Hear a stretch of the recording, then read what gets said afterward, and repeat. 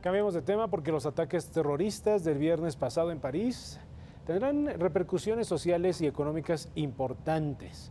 Para esto, ¿quién más que la doctora Eliana Rodríguez, directora del Departamento de Derecho y Relaciones Internacionales del Tecnológico de Monterrey, Campus Ciudad de México, para explicarnos el tema? Doctora, bienvenida. Hola, como siempre, un gusto estar contigo y tu auditorio, Héctor. Muchas gracias. Bueno, me contabas antes de entrar al aire que pues recibiste las noticias fuera del país. Exacto, yo estaba en Asia cuando eran 7:30 de la mañana en Asia, en Japón específicamente, y los hechos acababan de acontecer en París, que era prácticamente la noche. Recibí muchas llamadas de los medios para tratar de explicar qué estaba pasando.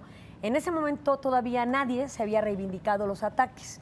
Pongamos en contexto que ya hay un grupo que ya reivindicó el ataque. ¿Quién es este grupo? El Estado Islámico y el Levante. ¿Quién es este grupo? Un grupo que enarbola una ideología fundamentalista de la interpretación del Corán a través de la llamada Sharia, del famoso Estado autodenominado islámico. Ellos pretenden constituir y se autodenominan como un califato cuya capital está en Raqqa, que es una ciudad en Siria y que hoy día está siendo atacada por los drones de Francia y de Rusia ya en este momento también, y también de Estados Unidos. Obviamente la región donde predomina el Estado Islámico proviene desde Irak, Afganistán, Siria y la península del Sinaí en Egipto. Entonces es una porción extensa del territorio donde se encuentran estos enclaves de grupos terroristas. De ahí nacen, de ahí salen. De ahí nacen y de ahí salen. ¿Por qué Francia? Sí. Pienso que no solamente porque Francia ha sido de los primeros en contraatacar a este grupo terrorista, ahora con mayor énfasis después de los atentados, ciertamente, sino porque también es una ciudad emblemática del occidente y sus valores. Recordemos que el Estado moderno nace con la Revolución Francesa, precisamente enarbolando los principios de libertad, igualdad y fraternidad. Entonces me parece que tiene también un motivo geopolítico y estratégico que tiene que ver con el ataque más allá de ello. Algo también importante es la población parisina o la población de origen islámico radicada en el Estado francés es muy importante, pero ha fracasado el Estado francés en lograr que las generaciones nacidas en Francia de padres de origen provenientes del musulmán o del Islam no han logrado adaptarse al modelo occidental que promueve Francia. Y por supuesto siempre han también mantenido las convicciones, creencias y valores provenientes del Islam. Y luego una vez que son rechazados, por supuesto exacerban un odio hacia la sociedad que luego muy fácilmente les permite encadenarse a estos grupos terroristas y estas voces disidentes de los modelos previamente preestablecidos. Entonces, esta es una de las razones. Otra, el flujo de ciudadanos que se han voluntariamente o no asociado a este grupo terrorista del Islam, y que es algo también interesante. Los ataques fueron básicamente premeditados por, de origen musulmán, es cierto, pero belgas, por ejemplo, ¿no? Francia sometió a uno de los que idearon este plan siniestro contra Francia. Era un belga, sí, un belga, pero con orígenes, por supuesto, islámico o musulmán. Entonces, me parece que hay todo un fenómeno de carácter sociológico, ideológico y, por supuesto, de oposición a los ataques que la propia región está teniendo. Otro tema que sería de interés para Bloomberg el Financiero es el financiamiento de estos grupos terroristas. Se ha querido reducir, Héctor, que el financiamiento proviene solo de los secuestros que estos grupos tienen, y no, me parece que la radiografía es muy simple con esa afirmación. Hay grupos apoyando al Estado Islámico, pero también hay otros tipos de negocios como los que implica, por ejemplo, drenar petróleo y venderlo. Lo que tiene que ver, todo esto, lo que tiene que ver el lavado de dinero, y aquí lo cruzo con la reunión del fin de semana que sostuvo el G20, que es un foro preponderantemente económico compuesto por 19 estados y la economía de los estados miembros de la Unión Europea, por eso son 20. Y ellos, aun cuando dan declaraciones de carácter económico, esta vez también dieron una declaración de carácter sociopolítico, que es cómo delimitar al Estado Islámico después de los ataques a París, y una de las fórmulas va a ser precisamente el combate al lavado de dinero, donde también estos grupos, como otros grupos de crimen organizado, obtienen el fondeo. Entonces me parece que hay todo un entramado que que al final del día tiene una articulación importante donde el efecto económico, social, político y cultural están totalmente inmersos.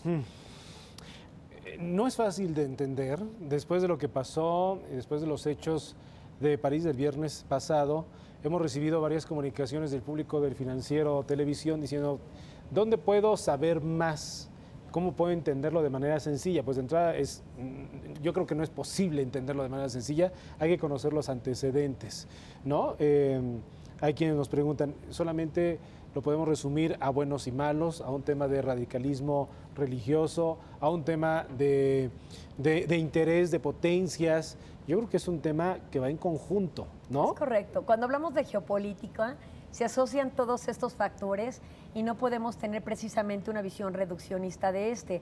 Si lo concentramos solamente a que el Estado Islámico nace como una respuesta a la invasión a Irak en el 2003 como consecuencia de la caída de las Torres Gemelas atribuido a Al-Qaeda y a Osama Bin Laden, donde había un grupo claramente que era objetivo, era claro dónde se encontraba. Hoy lo que vimos después de la disolución de Al-Qaeda fue la fragmentación del terrorismo, donde se nutrieron estos otros grupos como Boko Haram en Nigeria y otros grupos más. Entonces, lo que estamos observando es que responden a un modelo occidental que no les funciona, una vez más, a las convicciones morales que ellos mismos tienen de la interpretación del Corán, aunque sea de forma fundamentalista, decimos, porque en ninguna parte del Corán se invita a matar en nombre de Alá. Eso no es cierto, no ocurre, ¿no? Incluso se condena a aquel que lo hace, pero esa interpretación se le ha querido dar a estos actos criminales. Luego, por supuesto, además de esta extensión de Al-Qaeda hacia estos grupos radicales, pues también entendemos el conflicto en Siria, que no puede ser alejado de la problemática. Siria vive una guerra civil y Raqqa, donde se encuentra el califato, está en Siria. Pero también en Siria, por una parte, Estados Unidos está armando a los rebeldes en contra del presidente Bashar al-Assad y por la otra tenemos a Rusia armando al ejército de Bashar al-Assad en contra de los rebeldes y los grupos terroristas. Mientras estas fuerzas no se pongan de acuerdo, no se va a obtener mucho. Ahora, hubo una reunión importante en Viena donde se hace una declaración para que Bashar al-Assad haga un cambio de gobierno y una transición a más tardar el 14 de mayo del año que viene. Ya este día Bashar al-Assad ha dicho que no lo va a hacer. Esa transición en la forma en que este grupo de países en Viena ha solicitado, no lo va a hacer porque ni siquiera le han preguntado si él quiere, siendo hoy día el actor legítimo nombrado por su pueblo para dirigir Siria. Entonces, hay muchos componentes en el conflicto que no pueden ser vistos de manera aislada, sino que habría que estudiarlos de manera agrupada para entender el interés de todos los estados alrededor de esto y, por supuesto, de estas fuerzas terroristas y sus reivindicaciones. Interesante. Y lo que es un hecho, y para terminar, lo que es un tema concreto es que esparcen el miedo.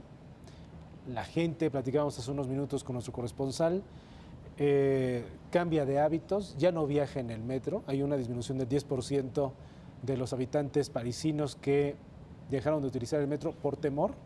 Y es muy triste, te voy a decir una cosa de lo que estás diciendo. Hay algo mucho más exponencial que el simple miedo que se puede generar de forma individual. Hace unas horas, el gobierno de Honduras ha detenido a 5 sirios con pasaportes robados de Grecia. Ellos venían procedentes de El Salvador, después de haber venido de Costa Rica, los detienen en Nicaragua, acompañados por la propia policía griega, y la pretensión era llegar a territorio mexicano para entrar a Estados Unidos. ¿Qué va a pasar con el miedo? Ya no solamente va a ser el miedo individual de un ataque terrorista, sino la disminución de posibilidad de refugio en los estados. Se va a limitar el flujo migratorio por los propios candados de los estados que tienen este temor de que entre los refugiados puedan haber personas que tengan intenciones superiores a la búsqueda de la paz en otros territorios, sino incluso a la posibilidad de organizar actos terroristas en otras fronteras. Entonces, es triste la situación porque esto va a empujar al endurecimiento de las políticas respecto de los flujos migratorios. Sin duda. La ola de consecuencias es tremenda, de lo cual seguiremos platicando. Sí. Doctora, muchas gracias. ¿Dónde se te consulta? En Twitter, IL Rodríguez, ahí nos vemos. Muchas gracias. Como siempre, un gusto. Gracias, Elena. Hasta la próxima. Hasta